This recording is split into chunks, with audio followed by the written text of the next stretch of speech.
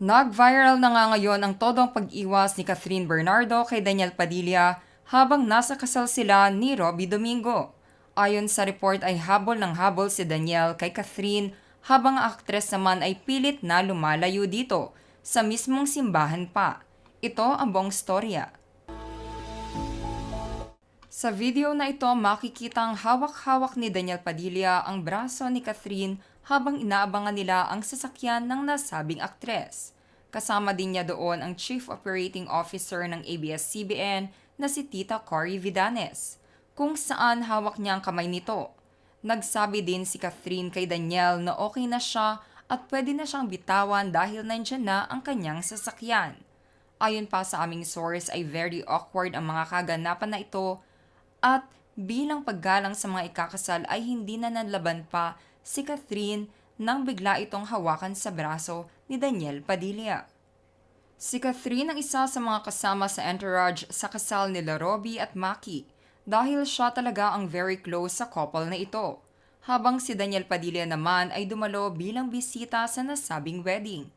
Makikita din ang pangulit ni Daniel Padilla kay Catherine Bernardo sa mismong loob ng simbahan kahit nasa harapan pa ang mga pamilya at kaibigan nila Robbie at Maki Pineda.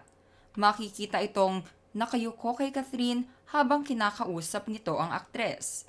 Ngunit makikita din dito na hindi umusog sa kanyang upuan si Catherine at makikitang ayaw nitong katabi ang nasabing aktor. Kaya naman naging agaw eksena si Daniel Padilla sa mismong kasal ni Robbie Domingo. Naging emosyonal naman si Robbie Domingo habang naglalakad ang fiancé na si Maki Pineda palapit ng altar. Isang solemn at intimate wedding nga ito na siyang dinaluhan ng kanilang mga kaibigan at kamag-anak sa loob at labas ng showbiz. Makikita din na mag-isang dumating sa nasabing venue si Catherine Bernardo at hindi niya kasabay ang dating nobyo na si Daniel. Pati sa paglabas nito ng simbahan ay dapat mag-isa lamang siya, ngunit humabol sa kanya si Daniel. Makikita din sa larawan na ito na hindi sumakay si Daniel sa van kung saan hinatid si Catherine at mag-isang umalis ang aktres sa simbahan papunta sa wedding reception nila Robbie. Mukhang hanggang sa kasal ni Robbie at Maki ay sinusuyo pa rin ni Daniel Padilla si Catherine Bernardo.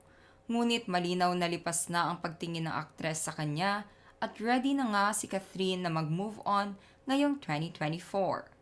Kayo mga ka-showbiz peeps, dapat nga bang patawarin ni Catherine Bernardo si Daniel Padilla? O mas may taong deserving sa pagmamahal niya? Just comment below.